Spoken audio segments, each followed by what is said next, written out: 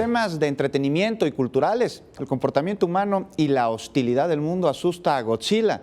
Esto en la puesta en escena sobre su espantosa y marginal vida. Y para hablar sobre esta obra de teatro nos acompaña el día de hoy aquí en 21 Noticias Jared Sabdiel. Él es autor de este montaje y también titiritero. Jared, bienvenido, muchas gracias por estar con nosotros en esta ocasión, porque es una obra de títeres, ¿verdad? Sí, así es. Es una obra de títeres, pero me dices que está dirigida no a niños, sino a adultos. ¿Cómo está eso? Bueno, los títeres serían un lenguaje que tradicionalmente se ha ocupado para niños, pero dependiendo de los temas que se abordan, finalmente es un medio y puede dirigirse también a los adultos. En este caso lo que abordamos son los temas del problema que tiene un monstruo al adaptarse a la sociedad, a la sociedad estadounidense. A Godzilla lo expulsan de Japón.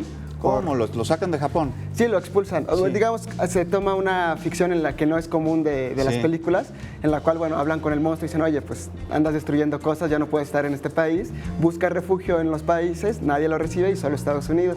Y ahí comienza a trabajar en una fundidora y, bueno, él comienza los problemas para adaptarse.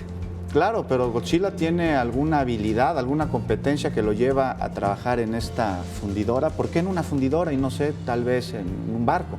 Bueno, lo que ven a partir de su aliento que derrite cosas es, dicen, bueno, que ahí lo vamos a poner a trabajar en una fundidora y para él es muy monótono y aburrido y digamos que ahí comienza un poco su problema existencial de cómo se adapta a algo que no es natural para él. Muy bien. Cuéntanos, ¿por qué decidieron colocar a Godzilla en los Estados Unidos? ¿Cómo es que los Estados Unidos de Norteamérica le abren la puerta a un monstruo que destruye?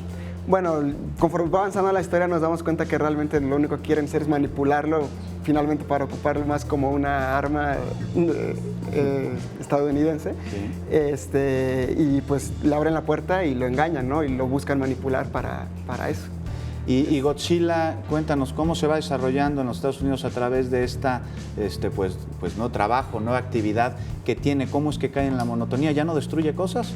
No, él realmente como tiene la intención sincera de adaptarse a la sociedad, va a su trabajo y todo, pero eventualmente la rutina lo desgasta. Entonces asiste a una terapia en donde tratan él de hablar cuál es su problema, tiene una conversación con una terapeuta, pero finalmente solamente la terapia es una fachada del gobierno para acercarse a él y empezar a controlarlo.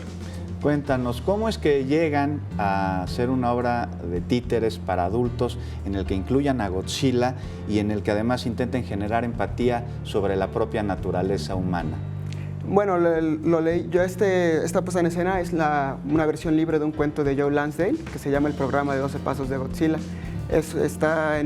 Yo lo leí en una antología de ciencia ficción de Almadía que se llama 25 minutos en el futuro. Y yo tomé un taller con el maestro Carlos Converso en Jalapa y a partir de ahí era cuestión de llevar cuentos que pensábamos que tenían una potencia escénica. Y a partir de eso, con improvisaciones, con títeres prototipo, comenzamos a elegir las diversas técnicas para contar cada una de las escenas.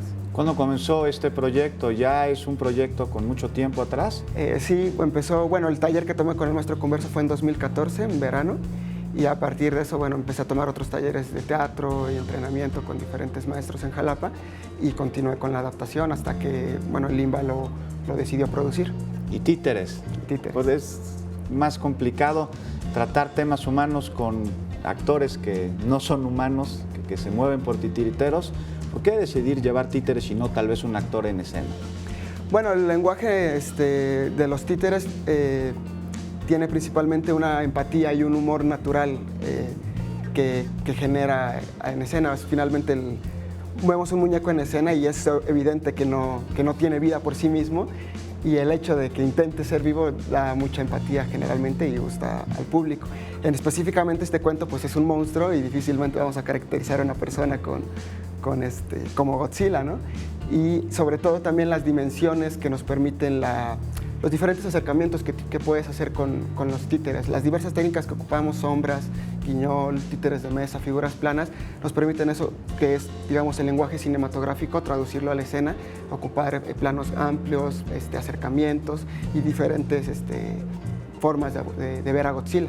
Por supuesto, y precisamente para ver a Godzilla, para ver a un monstruo, ¿cómo Godzilla ve a los seres humanos que a veces pueden resultar más monstruosos que el monstruo más temido de Japón? Bueno, él cuando ya lo comienzan a manipular se da cuenta que a él, aunque lo critican por estar destruyendo ciudades libremente, los humanos entre ellos se generan guerra y buscan cómo destruirse.